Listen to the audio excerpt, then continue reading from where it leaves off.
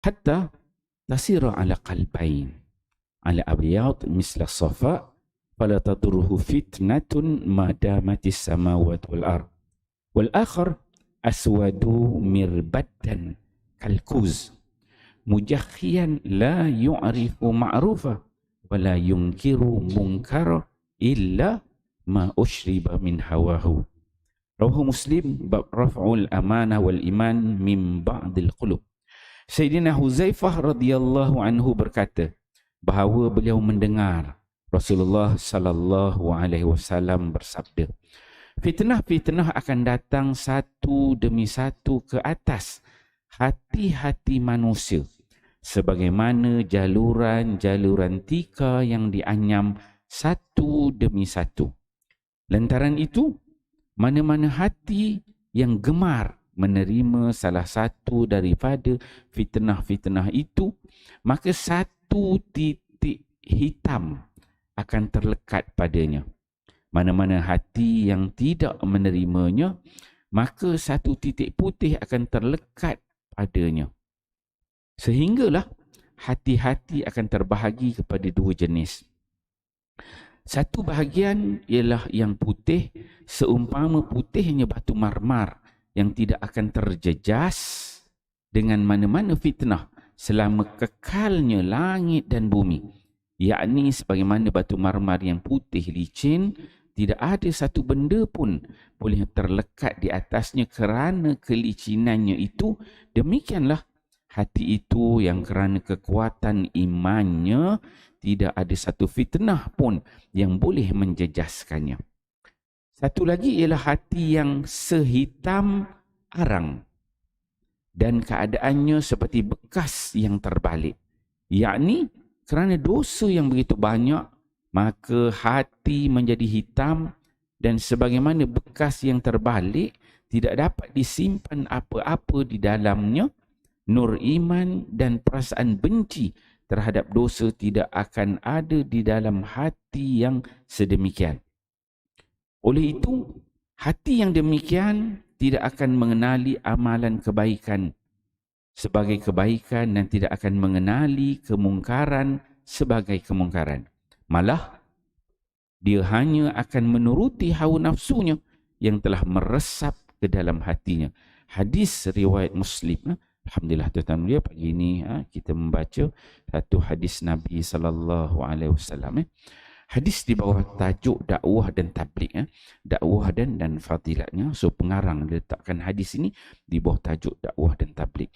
Hadis daripada Huzaifah. Huzaifah ni salah seorang sahabat Nabi. Huzaifah ni dia pemegang SU sulit Nabi. Benda-benda sulit Nabi tu dia pegang. Dan salah satu kelebihan yang yang Nabi sebut Huzaifah ni, Nabi dekat Madinah Al-Munawwarah ni dia ada golongan munafik. Golongan munafik ni ramai, ada beberapa orang. Jadi Nabi kenal orang munafik Madinah ni. Jadi nama orang munafik Madinah ni Nabi simpan pada Huzaifah. Nabi dia beritahu Huzaifah, yang ni munafik, yang ni munafik, yang ni munafik, ini munafik. Dan Huzaifah, Nabi sebut, Huzaifah dia tahu, aku dah bagi tahu Huzaifah. Sampai bila Nabi mati, orang duk tanya Huzaifah ni, siapa dia munafik kat Madinah ni kan. Tapi Huzaifah dia pemegang, dia sebut sirrun Nabi, dia pemegang kerahsiaan Nabi. Sampai zaman Sayyidina Umar, pada ketika zaman pemerintahan Sayyidina Umar tu berlakulah ada kisah gubernur orang yang jahat-jahat ni, maka Umar pada itu dia pecat orang kanan dia. Lepas tu Huzaifah kata, betul lah, dia lah tu orang ni, kan? Pernah berlaku. So Huzaifah ni pemegang rahsia-rahsia Nabi. So Huzaifah ni dengar Nabi SAW berkata, apa kata Nabi? Tu'aradul fitan alal qulub kal hasir udan. Nabi dia sebut fitnah ni maksud dia ujian. Bukan fitnah bahasa Melayu kita. Fitnah ni maksud dia ujian. Tu'aradul fitnah, dibentangkan fitnah ni. Fitnah ni dia akan berlaku ala qulub. Fitnah ni ujian yang Allah berikan kepada kita manusia ni, dia akan terkena pada hati kita, kata Nabi SAW. Jadi ujian tu bagaimana? Nabi gambarkan, Nabi kata kal hasir udan. sebagaimana tika yang dianyam. Tika mengkuang. Orang anyam tu kan dia selang-seli kan. Bila dia selang-seli dia anyam, tika mengkuang tu, dia akan jadi petak kan. Okey, itu tika mengkuang. Itu yang Nabi sebut. Kalhasir udan udah. Sebagaimana tika tu dianyam. Dia kata. Maka kata Nabi, fa'ayyu qalbin ushribaha, maka mana-mana hati manusia ni yang menerima ujian, fitnah ujian yang datang itu, kalau benda tu yang buruk, ujian datang tu dia terima, benda yang buruk itu diterima dengan dia melakukan keburukan itu, maka kata Nabi, nukita fihi naktatus sauda, maka tiap-tiap petak yang ada pada tika mengkuang tu, petak pak segi tu dia akan jadi warna hitam. Satu petak, satu ujian Allah Ta'ala uji kat dia benda yang tak baik, maka dia pun dia buat benda tak baik itu, jadi warna hitam satu petak. Jadi satu lagi satu. Kemudian kata Nabi, wa ayyu qalbin ankaraha, sekiranya ujian yang Allah Ta'ala berikan pada dia itu dia tak buat benda yang buruk itu, maka nukitat fiha nuktatun sauda, nuktatun bayda, maka petak pada tika tu, pada hati dia tu, maka akan diletakkan dengan warna putih kan. Kemudian kata Nabi, hatta tasira ala qalbain, sehinggalah dia menjadi seperti dua hati. Yalah, kalau tika tu ada banyak kotak-kotak dia, ada warna hitam putih, sehingga terbahagi kepada dua, kata Nabi sallallahu alaihi wasallam. Ala bayda, sebahagiannya berwarna putih, mislah safa, seperti mana batu marmar yang licin, fala tadurruhu fitnatun ma damatis samawati wal ard, yang mana batu marmar yang licin ni, bahagian yang putih, hati yang bersih ni, kata Nabi, seperti batu marmar ni, dia tidak boleh nak dikotorkan. Fitnah, ujian tak mau melekat. Ujilah apa-apa yang datang pada hati orang yang jenis hati bersih ni, dia sabar, dia tenang, dia tak buat kejahatan. Ni jenis satu hati bentuk macam itu.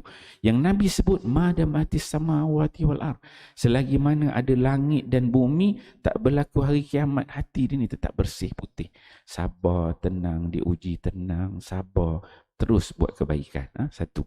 Tu bentuk yang pertama.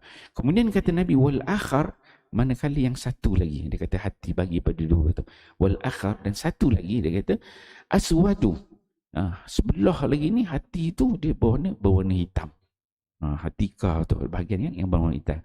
Mirbad dan kalkuzi, yang seperti mana satu bekas yang diterbalikkan, macam kuali lah. Bila kuali tu dia terbalik kan, dia berwarna hitam. Memang dia hitam langsung.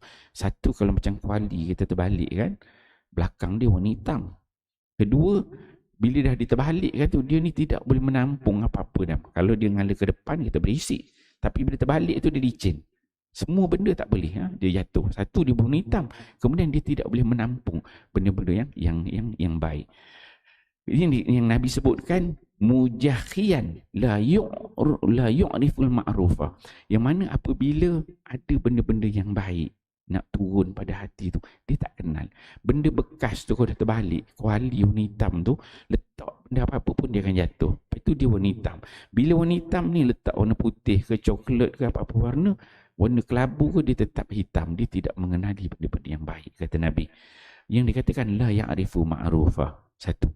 Wala yungkiru mungkaran, satu, benda baik dia tak kenal. Kedua, benda-benda yang mungkar pun dia tak kenal. Benda-benda buruk, jahat pun hati tu dia tak kenal.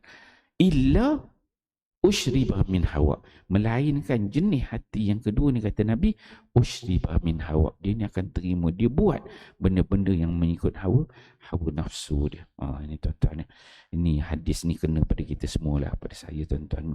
Hadis ni Nabi nak menggambarkan bagaimana Allah Subhanahu Wa Taala menguji kita, yang mana pada ujian itu dia akan turun pada hati kita. Hati kita ni dia akan terbahagi kepada dua.